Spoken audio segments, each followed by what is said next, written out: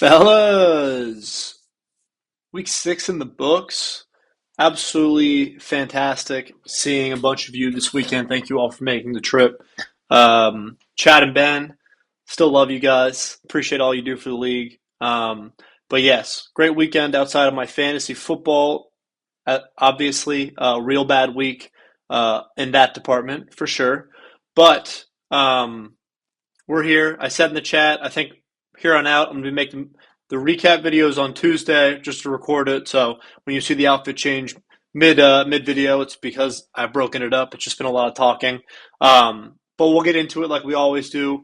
It's 1 o'clock on Tuesday right now. I did take today off of work, so I'm recording it a little early for you guys. Already got the videos from Omar and Sammy. Let's hear from Omar first. Actually, before we do that, predictions. I went 3-2 last week. Alex Noodle game I got wrong. Me and Ben game I got wrong. 1-5 on Ben games. 3-3 on most folks. 4-2 on the rest. So, Chad, I'm not bad luck. I am actually 4-2 on your game. So, you got a very gritty win this week. We'll get into it like we always do. But let's hear from our winner of the week, Omar first. Omar, what do you have to say, my friend? Gentlemen, coming to you live between cases as the winner of the week. First time of the year. I guess I should start by saying, Chad, nice to meet you, my friend. I haven't actually met or talked to you in person, so this is my little introduction to you. Jared, great wedding, my friend. It was lovely seeing all the boys. Here's the lovely stuff. I think it's fitting that I'm winner of the week this week because Jared didn't let me give a speech, and here I am, and will not be silenced. My team has been pretty mid, so I'm not even gonna pretend to be arrogant for jokes. Got pretty lucky with the Rico Dowdle pickup. The boys are starting to heat up a little bit, so I think if I get winner of the week again, I'll talk a lot of shit. But for now, I'll just say, Jared, you're a great friend, buddy. You bring everybody together. You make communities around you. And I think that was very evident at your wedding. And I think we're all lucky to know you and to call you a friend. And, love you, boys. Hopefully this isn't the last time I'll be doing this. Next time will be a lot more vile. Peace. Omar, your words mean the world to me. I love you like a brother. I love everyone in this league very much, very dearly. But yes, you did put a shellacking on Sammy this week, 169-66 the final. That is the biggest blowout we've had so far this season by 103 points. Almost tripled up on Sammy. I am curious now what the biggest blowout we've had in league history is, so I might do some research on that today. But we will get into the matchup in a little bit. Let's hear from Sammy. So our winner of the week and our loser of the week in the same matchup. Sammy, what do you have to say, my friend? Howdy, fellas. Hank and I are coming at you on a sunny Monday afternoon before 3 of my players have even taken the field because I am convinced I am loser of the week. I could wax poetic about how horrible Jalen Hurts is, that he can't get my boy Devontae Smith the ball. I could complain about all my injuries and talk about how excited I am for Lamar Jackson to return and to get Kittle back and the future of my squad. But really, I want to focus today's video on, what's really important in life. And that's not some stupid football game. I think what's important in life is, the love that exists in this world. And I think my team understood that as well. I think, they decided to put their egos aside and let the love that is shared between Jared and Lexi, as well as, everyone in the friend group, let that take center stage as opposed to their performance. And so really any team that did better than mine this week was kind of being disrespectful towards, what transpired this weekend and the beauty the world saw. So hopefully I won't have to make another video now that my players will come back from injury, and we'll see what happens. I think the wagon will come back, but here's to another week. Sammy, your words also mean the world to me. My team took the same page out of your book, took the week off. However, it was a pretty low-scoring week across the league. I will say, love the hat, very fashionable, very just practical. It's a beautiful hat. But this actually is a good segue because your guys was the first matchup that I covered. Just with how the things work. So we'll get into it. 169 to 66, biggest beatdown of the season so far. Rico Dowdle and Drake London scored almost as many points as Sammy's entire team, including his bench. Obviously, Omar was led in scoring by the two of them. Jamar Chase with 25, the Pat Steve with 6, Lad McConkey with 23, Jared Goff with 16, Etienne only with 9. But just only 3 players didn't break double digits. Really, really good performance. I think Rico Dowdle's probably carved out at least a complimentary role to Chuba Hubbard at this point, running for like 500 yards over the last 2 weeks. Real impressive from the stuff, and a big revenge game win against his previous team to let him go in favor of Javonte Williams. On Sammy's side of the matchup, thing is, he didn't leave any points on the bench. His bench legitimately had 0 points spread between buys and injuries. So Sammy's team, he was sitting at 2-1. He was looking to be a threat to Char. How quickly the league has changed. Char loses Puka, Sammy loses 3 in a row, and is on the heels of a loser of the week. And it wasn't even a close loser of the week. The next closest was me, and I scored 30 more points than him. He had no one break 20, DK with 19. DK was his only player with double digits. Obviously, Dalton Kincaid was ruled out before Monday Night Football, but at that juncture, it wouldn't have done Sammy any good to pick up Dawson Knox. It wasn't like he was going to score 105 points. So Sammy made, I think, the smart decision to just let him get to 0. Don't drop anyone. That's what I would have done as well. But just atrocious, honestly, an atrocious performance from Sammy's boys here. Omar is rolling 4-2, sitting in 4th place, and Sammy drops his 3rd in a row, drops to 2-4. Our second matchup, we had Char Noto. Got this one wrong. Noto won by a score of 131 to 97. Not particularly close. 34-point beatdown. I don't think most people would have predicted that, but honestly, I think if Puka's done, Char's going to be hurting for sure. I did tell him beforehand he needed an RB2, and he ignored me, and then Ramondre put up 1 point because, again, he is the worst running back in the NFL. He is legitimately horrible. Didn't break 100 for the first time all year. JSN had about a third of his points with 30. Xavier Worthy with 10 got in the end zone. Egbuka gets hurt. That's pretty detrimental for Char to lose Puka and Egbuka in the same week. We'll see how long both the injuries are. I know hamstrings are a little bit longer than some ankles. The Rams also play first thing in the morning, 9:30 against the Jaguars next weekend. So it wouldn't surprise me if they sit him with the bye being the following week. But we'll see, right? CMC was good with 24. Josh Allen, who obviously isn't even the best QB in the AFC East anymore. I've always been saying that. Only 15 points. He's back to being a interception merchant. All that man does is turn the ball over. Mark Andrews stinks as well. So I didn't pray on Char's downfall because I think he's a great guy and I love him. But like everyone, he was just a couple injuries away from it all falling apart. Noto, honestly, this was a pretty massive win for him. The difference between 2-4 and 3-3, that's a solid difference. He does, however, lose Garrett Wilson to injury. He got hurt. That is a bummer for sure, but Rashee Rice is back just in time to fill in pretty nicely for him. Bijan with 35, obviously just tore up the Bills on Monday Night Football. That was awesome. Mahomes with 31 as well.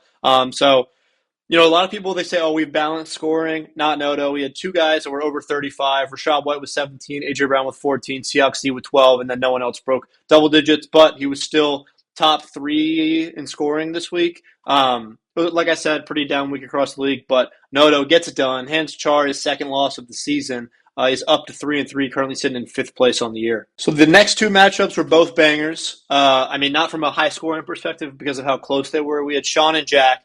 This one really came down to the wire. If you guys were not following, the only player left in this matchup on Monday night was Caleb Williams, who needed 21 points to get the win. It looked like it was pretty much over. The commies were going to run it out. They would kick the field goal. It was going to be game. Or they were just going to run the ball out and win.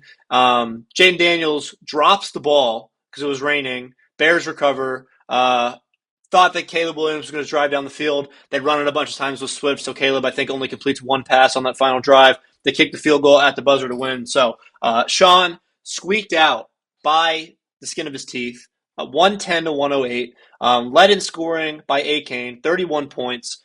He has been a beast so far this year. He is currently the RB4. Kyron with 16. Tucker Kraft with 12. He on that touchdown he had. He took off from like the 5 yard line and just flew through the air. It was pretty wild. Jordan Love with 14, and then Devontae disappointed, Rashid Shaheed disappointed, Brees Hall disappointed, Darren Waller did get in the end zone at the end that saved the day, and then the Titans D was 6 points. He left Romeo Dubes on the bench with 10. Justin Fields only with 4 on the bench, so definitely the right call with Jordan Love over him. But another gritty win for Sean. He's squeaking them out here, squeaking out some gritty wins. On Jack's side of the matchup, this is a tough loss for sure. Your opponent scores 110. You want to be able to score enough to get it done. Doesn't have anyone break 20 points. Caleb Williams was his highest scorer with 19.88. Jalen Waddle with 15. Diggs, he got boned by the refs. I will say that. He had like a 60-yard pass completion that was just a second OPI they called on him. I think they were out for him all game, but that's neither here nor there. Saquon's been very disappointing this year from where he was drafted, but he got touched the ball 3 million times last season. He's the RB12 on the year. He was the second or third off the board. Javonte disappointed against a pretty bad Carolina defense as well. But Golden finally looking like the pick for where Jack got him in the 6th or 7th round with 13 points, starting to emerge. And then Olave had a pretty decent game, 15 points, and the Steelers deal with 11 as well. So just pretty mid performance, but very exciting performance, I'll say. Sean squeaks by up 3-3, 6th place in the playoff picture. Jack, after scoring 160 last week, comes crashing back to earth, sitting at 2-4 in 8th place. Chad and Sky, this was the toilet bowl matchup, as we talked about, but on the most exciting matchup. Like, just cinema. Chad gets out to a 31-point lead with Scatabo on Thursday night, looking like it's going to be over. And then the rest of his team outside of Josh Jacobs just basically doesn't show up, and Tyler Warren too. Chad, he makes some type of questionable move, questionable starter every week. He added Tyquan Thornton, dropped Troy Franklin. Tyquan Thornton was 0 points on the day, didn't record a single catch. Colt Stee only with 1. That was that was tough. Colt Stee's been pretty solid all year, but the same boat I talked about. We have some teams with balanced scoring. Not either of these two teams. Josh Jacobs with 32, Scatabo with 31, over half of his team points between those two players, and then Tyler Warren with 18 and Bo Nix, who is terrible, with 13 points. I did not watch that game. I heard it was the worst game of football, basically of all time. Justin Fields, it's not going to happen for you, buddy. It's just pack it up. But the reason this game especially was so exciting at the end is, one, as you guys all know, Sky is a Commies fan. Jaden and Debo stacked. They were driving at the end of the game. He was up by 1 point with Jaden on the ball on that third down. Jaden fumbles it, loses 2 points. Commies do not get the ball back. Commies lose at the buzzer, and Sky loses at the buzzer. So about as bad of a heartbreak that you can get for Sky in that moment. Just real tough. And again, same thing. You had Jay Daniels with 21. BTJ finally had a good game with 23. Trey McBride with 21. And then his Raiders defense, play of the week with 17 points. And then everyone else was pretty mid. Quinshon with his worst game of the season. Calvin Ridley only with 2. He got hurt. Hassan Haskins with 3. That's tough. With Vidal had like 21. And then Debo only with 5. Because, again, that guy's really fat. So, I mean, that makes sense to me. But heartbreaking loss for Sky. And I can see why it just crushed him. So I'm sure he'll be back on the waiver wires making some more claims for new defenses. He potentially gets CeeDee Lamb back this week, but that's just about as rough as it can go. And Chad gets the win here, moving up to 2-4. Sky drops to sole possession of last place at 1-5. All right. Last matchup, me and Stern. This was a beatdown, 144-94. I lost by 50 points. I will say, I thought I prioritized the Broncos over the Eagles in my waiver claims. Obviously, I did not, because Stern ended up with the Broncos and I ended up with the Eagles, and that was a 34-point swing if that would have been swapped. But I still wouldn't have won, even if that happened, because I lost by 50 points. So whatever, it happens. It is what it is. I had other things on my mind this weekend. We'll do Stern's side of the ball because he beat me so bad. He was led in scoring by Pickens with 31. Swift had a monster game. He had that 60-yard touchdown to, really put the Bears up, I think. That was a good game, honestly, if you guys stayed up and watched it. And then Jalen Hurts with 20. Although I think I'm in the camp that Jalen Hurts isn't good. That's where I'm at right now. So, Char, feel free to disagree with me in the chat, but that's kind of where I'm at. That guy just can't hit open receivers. Tush push merchant.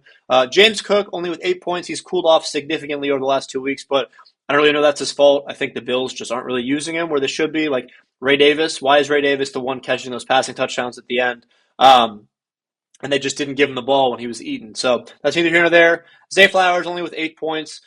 He's definitely, his value's taken a hit since Lamar's went down. I do apologize for that, Stern. And then he did make the right call not playing Kenneth Walker, only with 4 points on the bench. But didn't matter. He was the second highest scorer this week, as he normally is, 144. And then on my side, 94 points, second lowest scorer. First time I didn't break 100 this year. If you look at the top three guys, 27, 23, and 16, you're like, all right, we're in for a good showing. And then I didn't have any receivers. With Mike Evans being injured, Quentin Johnson was a morning inactive, and then Justin Jefferson was hurt too. So I was down my three number one receivers. Pittman has been solid the past couple weeks, but only had 4 points. David Montgomery with 8, Sterling Shepard with 7, Hunter Henry only with 5. And then Juwan Jennings says he's active, and then after the game, he's like, yeah, I'm playing with literally 5 broken ribs. Wish I would have known that beforehand. Probably wouldn't have started him, but whatever. I knew I was pretty cooked before the Sunday games even happened when the Eagles defense got me 0 after they lost to the New York Football Giants. The Birds suck. Giants are back. Obviously, my Patriots, Drake May, 27 points. I believe he was the QB1. He might have been the QB2. I don't know how much Mahomes got, but he was one of the best QBs of the week. Patriots are in first. I'm pumped. Let's go, baby. All right. That's it for the recap. So I'll take a little break. The next time you see me, I'll be in a new outfit. It'll be Wednesday, but thanks for all tuning in so far, and let's get into these predictions, shall we? Moving on to this upcoming week. Week 7, we're already here. There's some really good matchups this week. Our first one being Omar and Char. 2 of the 4-2 teams. There are 4 of us. Char comes in at about a 6.5 point favorite, and that is a little surprising to me, given how Omar's team has been looking recently and how banged up Char's team is. Char made some waiver moves, got the Rams off of the waivers. He's going with Kenneth Gainwell in his second flex option on Thursday Night Football against the Bengals. He's going with Ramondre Stevenson, who is the worst football player of all time, in his RB2 slot. Basically, Char is banking on JSN and CMC to both score 30. You guys know I don't think Brock Purdy's very good. We'll see if he even plays this week. Might be the Mac Jones show again. Tet gets in the starting lineup, and then Tony Pollard is the odd man out of the healthy players that he has. He's still rostering Brian Robinson Jr. as CMC's handcuff. But yeah, Char, the injury bug has come for you, and it's come for you hard with Puka looking to miss this week, Egbuka out, and Josh Allen on bye. A whirlwind of not fun stuff for Char's team. On the other side of the matchup, we have Omar coming off winner of the week video. You just heard from him. Kelsey is on the bench. Daniel Jones is on the bench. Jameson Williams on the bench. That's what he has right now. Not sure if that's what he will go with. Maybe he flips in Daniel Jones in favor of Jared Goff. But if it's been working for him, I don't see him changing it. Rico Dowdle, projected for 12 points right now. That is with Chuba back. We'll see what happens. There's going to be an interesting backfield split. Rico Dowdle has rushed for 200-plus yards in back-to-back weeks, so it's not like he can go back to the bench after that. He's rocking with both Chargers receivers again. He's got Jamar and Drake London. He's got Laporta. He's got my Patriots defense going up against Tennessee. That should be a good play, but Tennessee did just fire their coach. Maybe they whip up something fun. Hopefully not, though. In most circumstances, we go with Char here, but with everything that's happened to him over the last week to his team, it's looking pretty decimated. Omar's team's looking hot. There's a chance Omar's the sole 5-2 team after this week, and I think he gets a win here. I think he knocks down Char, sends him on his second straight loss. Matchup 2, 3-3 matchup. Noto and Sean, 5th and 6th place, both currently in the playoff picture. Noto comes in at about a 13-point favorite. However, I'm not seeing a defense from Sean yet. I don't know what he's. I'm sure he's picking up a defense. I am not sure which one. The waivers are not looking too primed for defensive options this week as someone who's also trying to pick up a defense. So I'm going to be interested to see what he does, because he does normally pick up a decent defense. He did get back Kendrick Bourne and Travis Hunter and whoever else was in that stupid trade. But that's why we love this league, for trades just like that. On Sean's side of the matchup, not a lot of changes from last week. Jordan Love, A-Kane, Kyron Williams, Devontae Adams, who definitely sees an uptick in value with Puka likely being out this week against Jacksonville. He's got his boomer bust threat with Rashid Shaheed. Tucker Kraft Brees Hall going up against Carolina, whose defense is not great. And then Darren Waller running as a second flex right now. Maybe he plugs in Romeo Dubes for Darren Waller. That wouldn't really surprise me. I could see him doing that. Maybe he plugs in Pacheco as well. He's got some options here for sure. I don't think Sean has set his lineup. Again, no defense, so doesn't take a genius to piece that together. On Noto's side of the matchup, he's without Bucky again this week. He is going to be without Garrett Wilson for some time, but that's mainly it. He did pick up Harold Fannin Jr. off the waivers. He once belonged to Char, who once belonged to me. Ends up with Noto. Rashee Rice, he gets back for the first time all season. Noto's been waiting very, very patiently and is obviously very excited to get him back, especially with Garrett Wilson going down. Jacoby Myers, apparently a trade candidate, did not practice today for the Raiders. We'll see what happens there. Maybe he gets traded. Maybe he misses this week. Maybe he's a New York Football Giant. Who's to say? Obviously, Bijan is the RB, one of the best all year, certainly the RB3. Mahomes, surprisingly, the fantasy QB1 on the year. Justin Herbert has been on the bench most weeks for Noto. He has not been great from a fantasy perspective since week 1. Noto's team, in my opinion, is pretty top-heavy. Mahomes and Bijan, I think, have been carrying. Obviously, he's happy to get Rashee back. A.J. Brown has been pretty mid, the wide receiver 37 on the year. Noto's team, I think, looks better on paper, but I feel like Sean wants it more, and it's going to spoil Rashee's his homecoming party, his I'm here party, and I do think that once Sean sets his line and picks up a defense, I think he gets the win this week. Third matchup, and this is a very interesting matchup on paper. We have Stern, who's 5-1, versus Sky, who's 1-5, and Sky comes in as a 10-point favorite. Sky is actually projected the most points out of everyone across the league this week with 140. Comes in at about a 10-point favorite. And honestly, Sky's team, I think, is actually looking pretty solid right now. I know he's 1-5, but if he can somehow muster up a few victories, he gets his guys back, he stays healthy, he could be posed to make a run. Mr. Sky McBride from Harvard to the South. I do think you need a name change, inspire some confidence in the boys. Nobody wants to play for the team of ass. He does potentially get CeeDee Lamb back this week. He's been out the last 3, plus the one before that was when he hurt his ankle. So it's been 4 weeks without points from CeeDee. Trey McBride, obviously Quinshawn has a very, very good matchup against the Dolphins this week. Kamara going up in Chicago. His commies players have great matchups against the Cowboys this week, whose defense can't stop anything. They are Swiss cheese. So I expect Jaden and Debo to have very big games. He is starting Jerry Jeudy.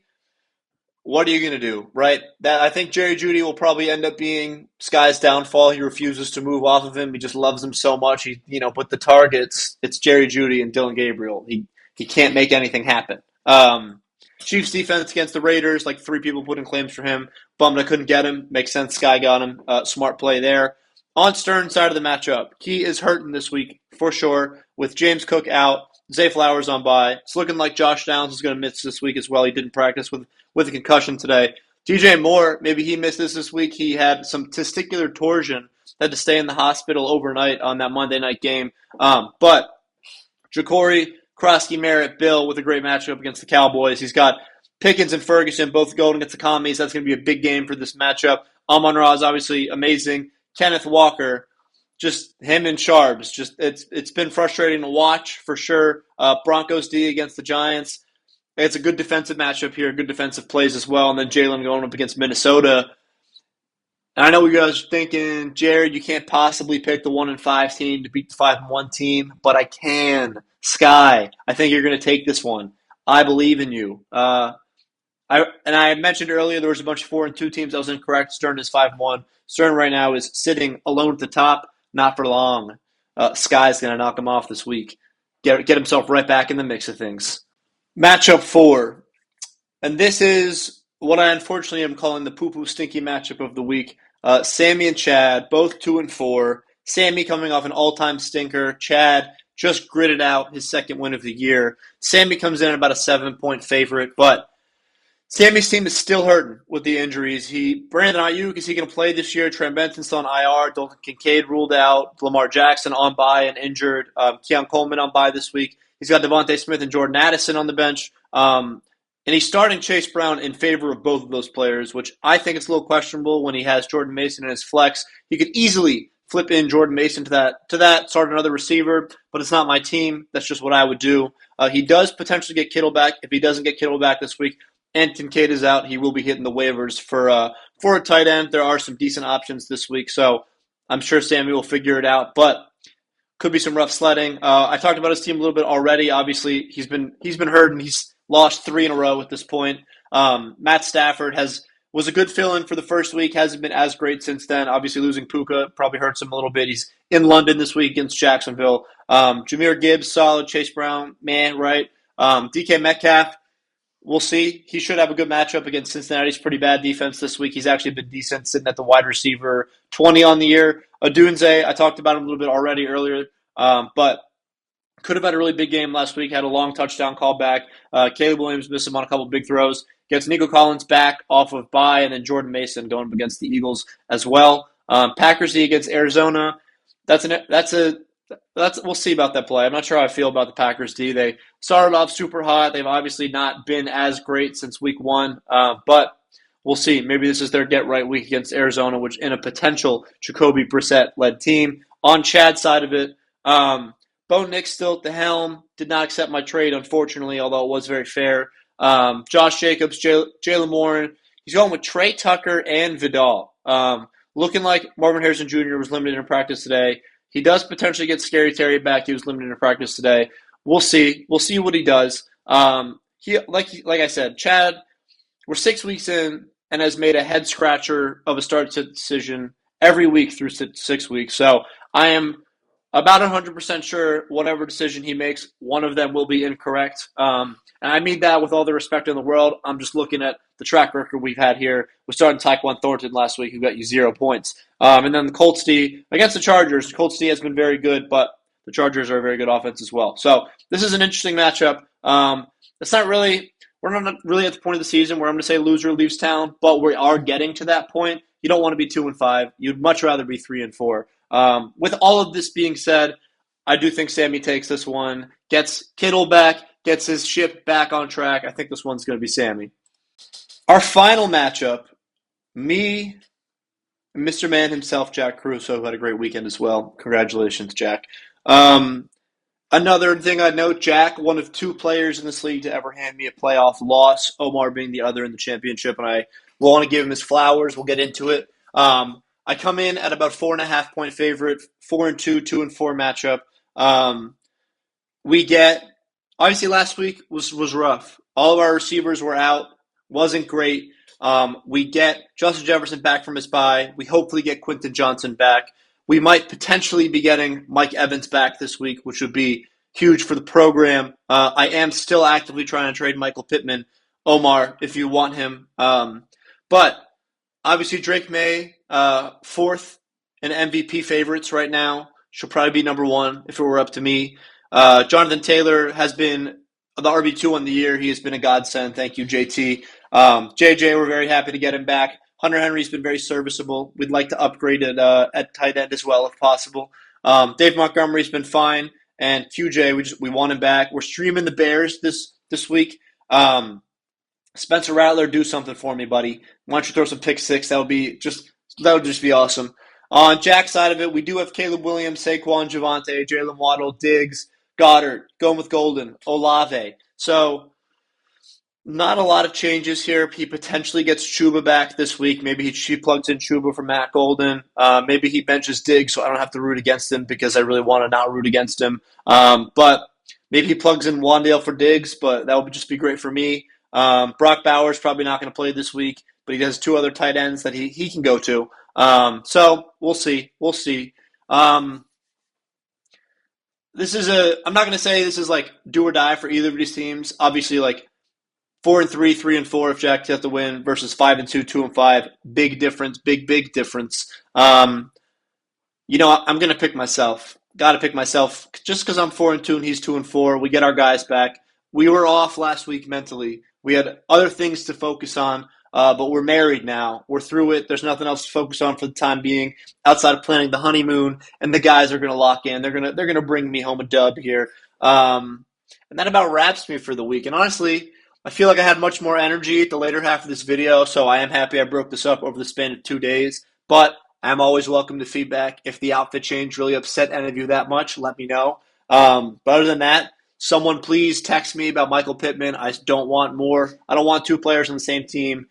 Please, that would straight up be awesome. But other than that, go Pats. Thank you all for watching.